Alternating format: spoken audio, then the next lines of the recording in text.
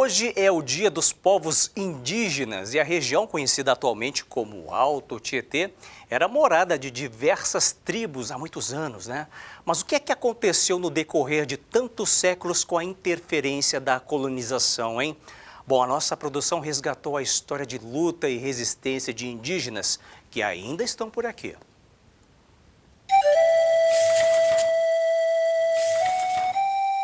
A primeira igreja de Nossa Senhora da Escada, em Guararema, foi construída por colonos indígenas, orientados pelos jesuítas, no século XVII.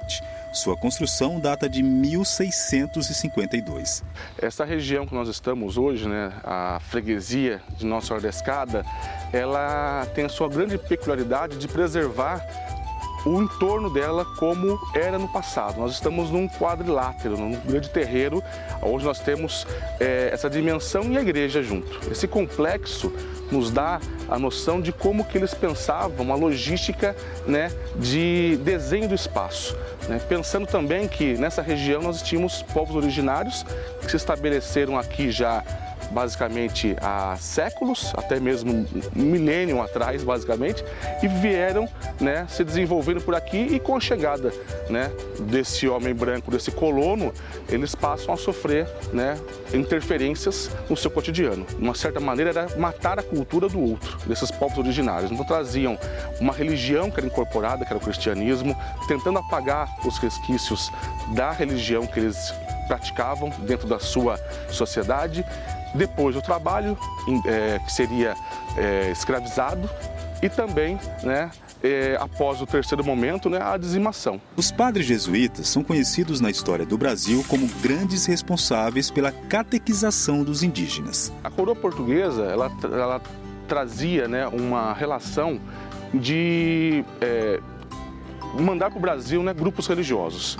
Né? O primeiro grupo que se incorpora aqui são os jesuítas, também os carmelitas. Na região, nós temos a presença física das duas ordens religiosas.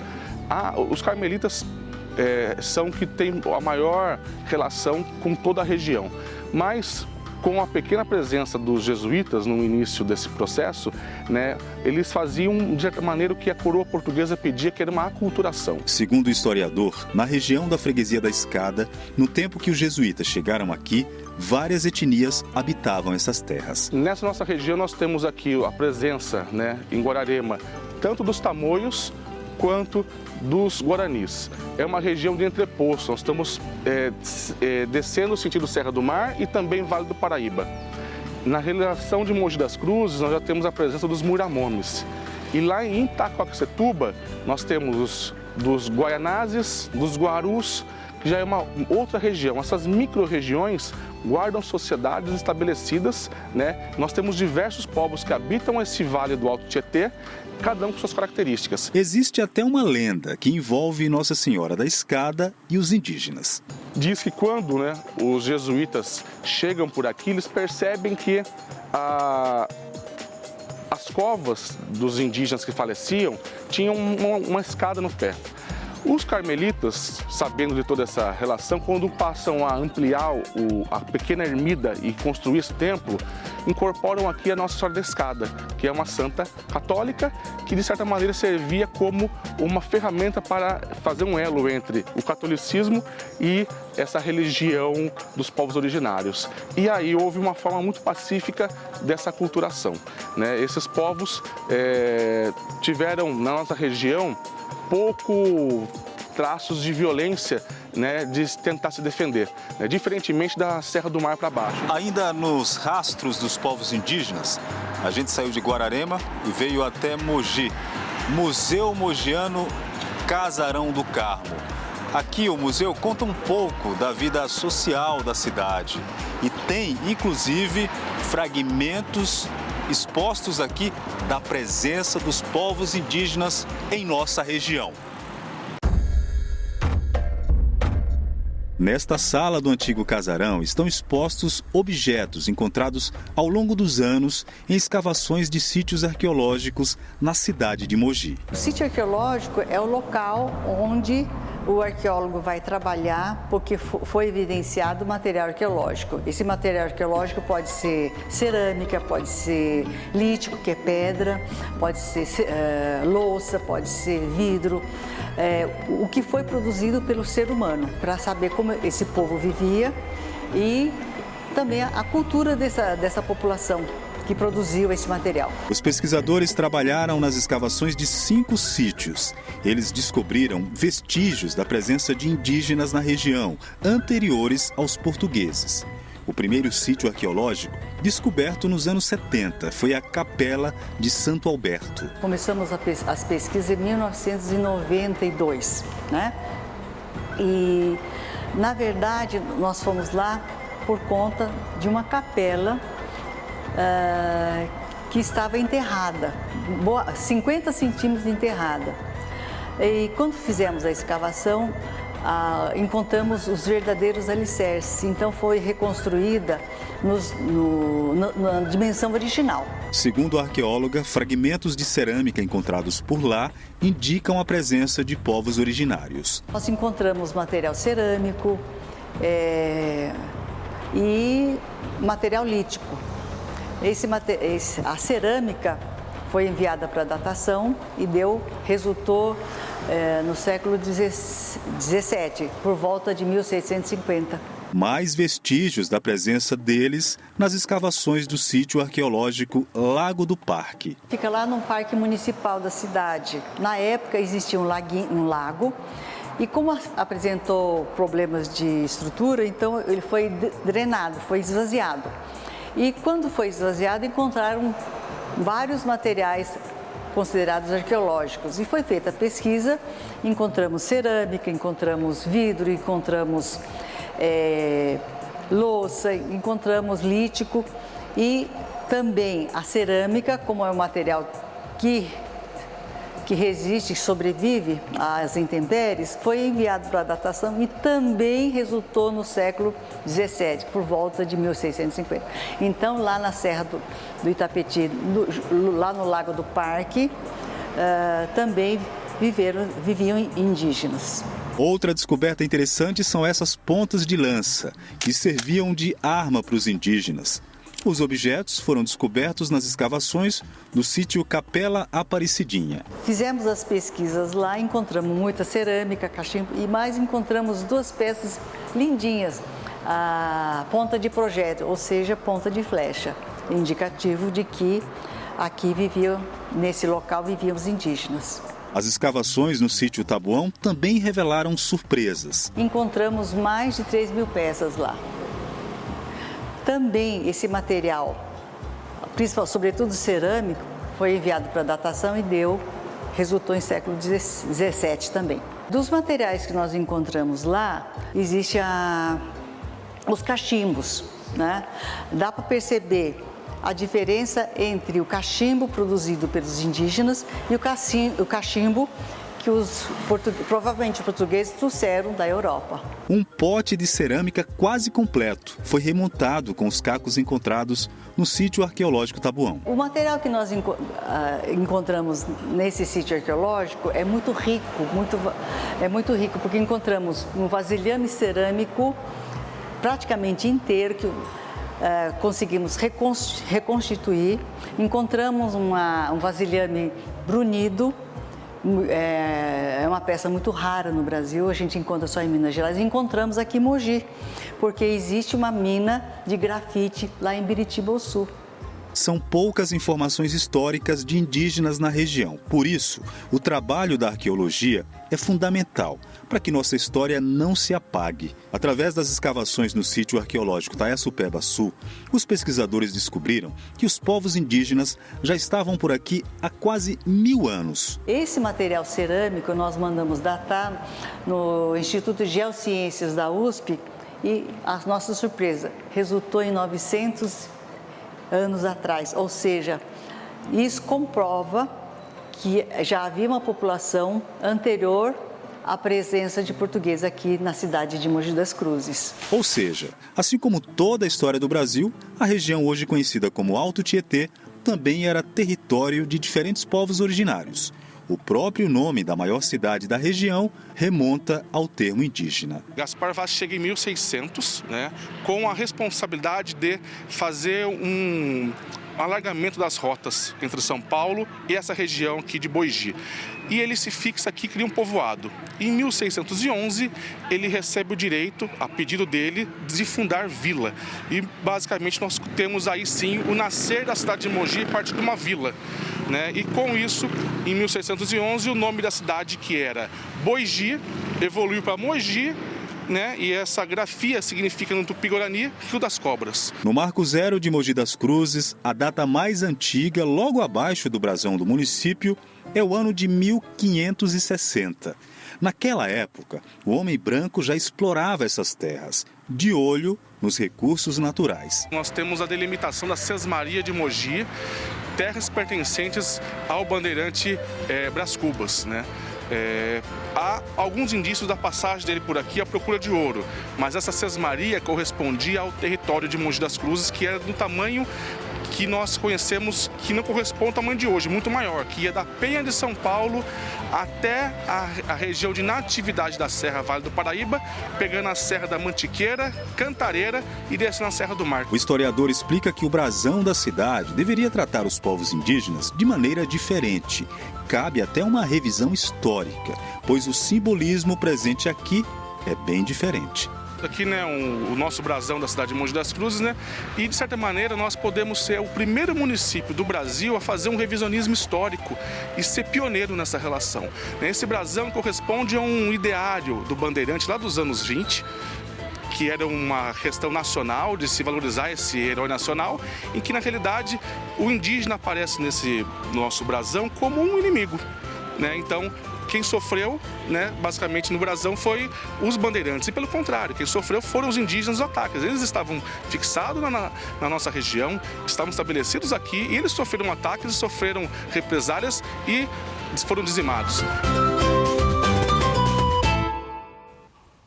Pois é, ainda falando desse dia tão importante da história dos nossos ancestrais, nós recebemos aqui no estúdio do DT1 a Tácita Moreira, que é educadora decolonial. Puxa, que termo interessante. Tácita, muito bom dia, seja muito bem-vinda aqui ao nosso DT1. Eu começo perguntando o que significa, então, educação decolonial. Seja muito bem-vinda. Muito obrigada. É muito bom estar aqui nesse espaço falando sobre isso, Bom, a educação decolonial é uma vertente da educação baseada nos estudos decoloniais. Esses estudos, eles visam romper com as narrativas dos colonizadores, como a gente pôde ver agora há pouco, O que a gente tem da história do Brasil é contado a partir da ótica do colonizador. Então, esses estudos buscam romper, e não só romper, como também trazer essas vozes que foram silenciadas para o protagonismo dessa história. Ô Tácita, na nossa reportagem, você viu que terminou com o historiador dando uma informação bastante importante sobre como a história ela pode ser invertida, contada pela versão de uma das partes, no simples desenho de um brasão, que mostra apenas a parte dos bandeirantes. Explica pra gente essa questão que praticamente está excluindo os indígenas. Sim, exatamente. O projeto de colonização sempre foi a exclusão dessas pessoas para que os portugueses e outros europeus pudessem ocupar esse lugar, A questão é que não deu certo. A gente sabe que as pessoas indígenas resistem até hoje, Então, a ideia de se inverter esse significado seria, na verdade, trazer esse protagonismo das pessoas indígenas. E qual que é a importância, Tácita, dessa consciência ancestral para nós nos dias atuais, hein? Olha, é muito importante a gente entender que a presença das pessoas indígenas vai além de só uma história, ou um período que ficou lá, que é o período colonial. As pessoas indígenas, elas resistem até hoje e nós temos aí um histórico, na formação do próprio Brasil, é um histórico importante na própria etimologia, origem de palavras que a gente usa no cotidiano, origem da palavra, do nome da nossa própria cidade, né, e de muitas cidades aqui da região também, nomes de comidas, né? Então a gente tem aí uma vasta presença das culturas e das histórias indígenas no nosso cotidiano mesmo. Puxa vida, e como homenagear a luta e a resiliência desses povos sem correr o risco, né, Tácita, de cair na questão do estereótipo, hein? Bom, o estereótipo ele também faz parte desse projeto de colonização. Então, o que a gente precisa fazer, principalmente, é, além de tolerar, aprender a respeitar e valorizar essas histórias e essas culturas indígenas. A gente aprende a fazer isso ouvindo as vozes das pessoas indígenas. Puxa vida, para finalizar, né, Tácita, como fazer então para romper práticas que transformam sujeitos históricos em fantasias ou folclore, hein? Sim. Bom, pensando a educação como a base da humanidade, né, a base do nosso crescimento enquanto sociedade, a gente pode pensar que descolonizar saberes e práticas educativas é uma alternativa excelente para que a gente tenha êxito nisso, né? E o que seria descolonizar? Exatamente tirar essa colonização, né? Todos esses padrões, essa imposição de padrões e costumes dos europeus e trazer de forma a valorizar mesmo essas histórias e culturas indígenas pelas vozes das pessoas indígenas. Tácita Moreira, obrigado pela sua aula aqui, obrigado, porque eu aprendi também agora o que significa educação decolonial, viu? Muito boa tarde para você, bom feriado, ótima Páscoa para você e para sua família, viu? Muito obrigada. Até a próxima. Em Biritiba Mirim, indígenas que vieram do Acre praticam arte e dança, cultura que é passada para as crianças junto com o respeito à natureza.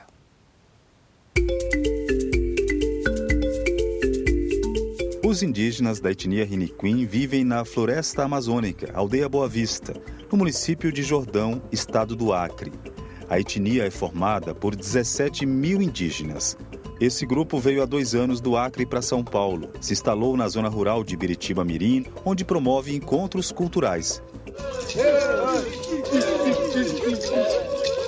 Cacá Tebu é professor da aldeia. Nós somos um povo Runicuim. Runicuim é o povo da fumaça. Então, representa, né, como um símbolo da natureza que somos povo Runicuim, que a gente vem morando, né, dentro da floresta, cuidando da floresta, as plantas, né, as medicinas. Então, a gente vem aprendendo também, né, nossa tradição Runicuim. Então, a gente vive antigamente, né, cuidando das terras, das florestas, das águas, das plantas. Como que é a educação indígena? Através de nós, a gente tem que buscar os nossos estudos, terminar no município para poder voltar dando aula para os alunos. Então, eu trabalho com alunos de 7º, 8º, 9º ano, 3 turmas. Então, eu ensino aprender a português, alfabetizar eles como na letra, como números. Então a gente trabalha com os artesanatos, com os rezos, danços, as pinturas, grafismo. Então a gente ensina essas formas para poder ele aprendendo. O sítio onde eles moram, em Biritiba Mirim, foi cedido por amigos defensores dos povos indígenas. Atualmente trabalham na implantação do primeiro centro cultural e espiritual do povo Riniquim do estado de São Paulo. Existem muitos outros espaços que são de não indígenas, que estão trabalhando com essas plantas de poder tradicionais. Então a gente está aqui ocupando um território que já é um território indígena e trazendo essa autonomia mesmo para que até as próprias pessoas que não são indígenas tenham acesso, né, a essa sabedoria, a esse conhecimento através dos próprios guardiões.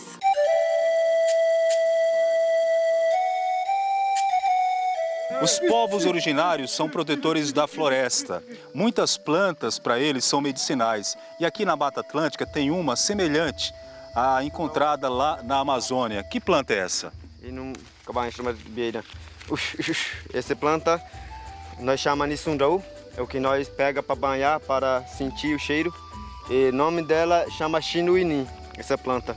Então nós pegamos ela para curar para nós, né? Para a gente sentir, talvez defende também do gripe, do catarro, né? Para dor de cabeça, para o estresse, para a tontura, as coisas, mau espírito também, maus pensamentos, nós pega para banhar e tanto para cheirar. Então essa planta nós chamamos Xinuinim é um dos plantas também e tem vários também na floresta. Então, senti um pouco para você aí. Pode sentir um pouco? Pode Tem que amassar. Amassar aqui um pouquinho e depois sentir cheiro.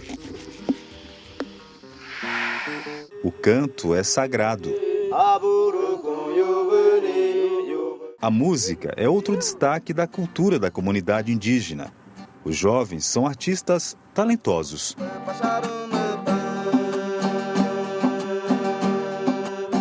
Para eles, a flauta, por exemplo, é um instrumento de comunicação com os espíritos da floresta.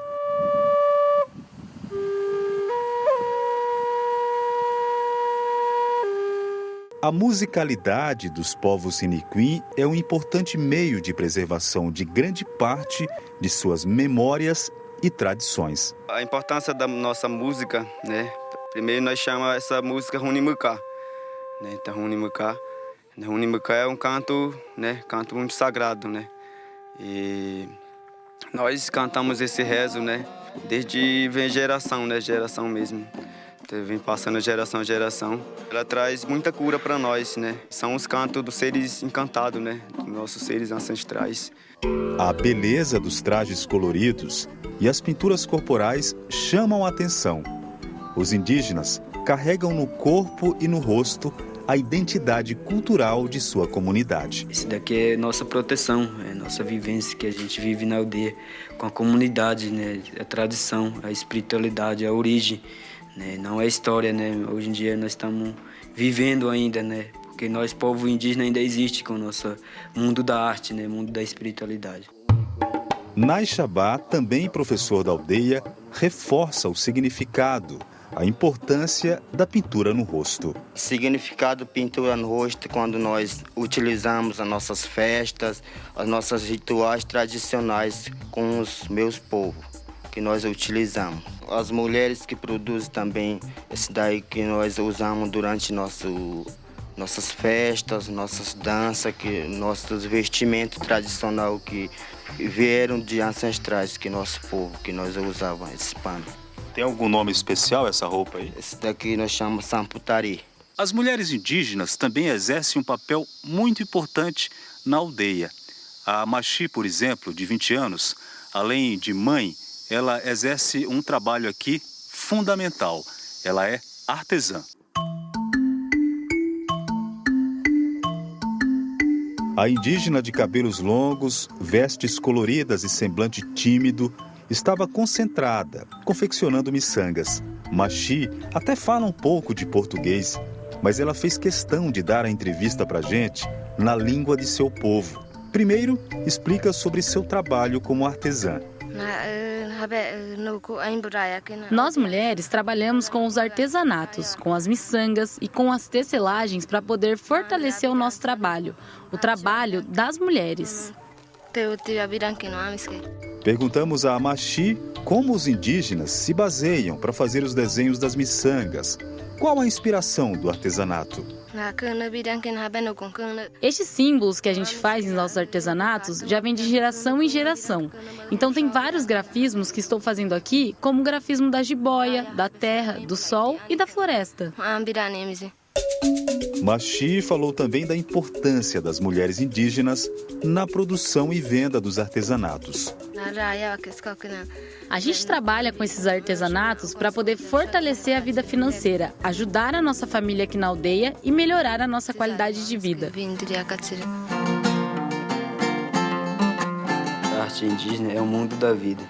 É profundo demais, porque a arte indígena não é só estética.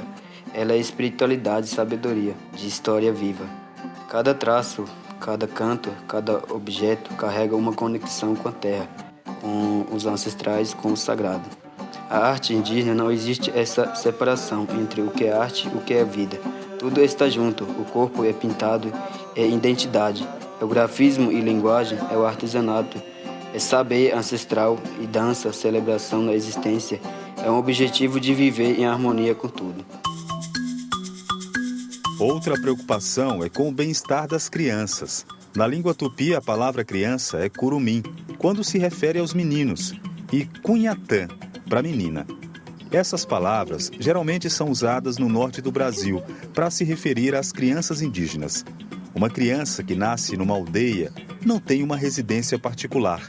Ela nasce no seio de um coletivo. O nosso criança é o nosso futuro que a gente tem, então a gente cuida muito bem das crianças na aldeia. Então, quando a criança nasce, primeiramente o que a gente faz no meio do povo? Então, a gente dá banho com as medicinas, que são plantas muito sagradas, que são muito poderosos, que trazem energia positiva quando a gente está aqui no meio da terra. Então, a gente começa a batizar com ginipapo. Então, a criança já vem aprendendo desde geração. A questão da conquista dos alimentos, do respeito à floresta, tudo isso é passado para eles de que forma? A gente já vem da geração por geração, né? Como nós, a gente nasce criança, depois se crescendo, a gente vai começar plantando, né, os nossos legumes, assim como mamãos, bananas, as frutas que a gente tem, né? Então, as crianças comem já crescendo também, então ele já começa vendo a realidade do trabalho da floresta, a criança já vem aprendendo. Que o Dia dos Povos Indígenas, os guardiões da floresta, os donos da terra, não se limite ao 19 de abril. Que o respeito à tradição, à cultura dos povos originários seja de todos e todos os dias. Nós, povos indígenas da origem do Acre, assim, a gente ainda usa a própria nossa cultura, a nossa simplicidade, a nossa humildade, do que a gente acredita mesmo, né? Porque nós acreditamos mesmo mais em nossa arte, a nossa vida, a nossa cultura, a nossa tradição, que é mais importante para nós, né? Para viver.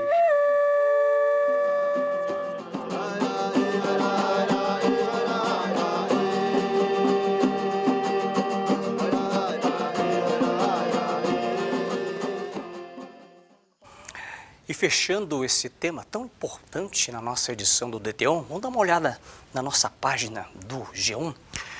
Olha só, nesse dia, né, dos povos indígenas, caciques do Alto Tietê reivindicam por saúde especializada. Segundo o IBGE, existe quase 1.900 pessoas autodeclaradas indígenas e o Ministério da Saúde oferece atendimento especializado apenas para aqueles que vivem em aldeias.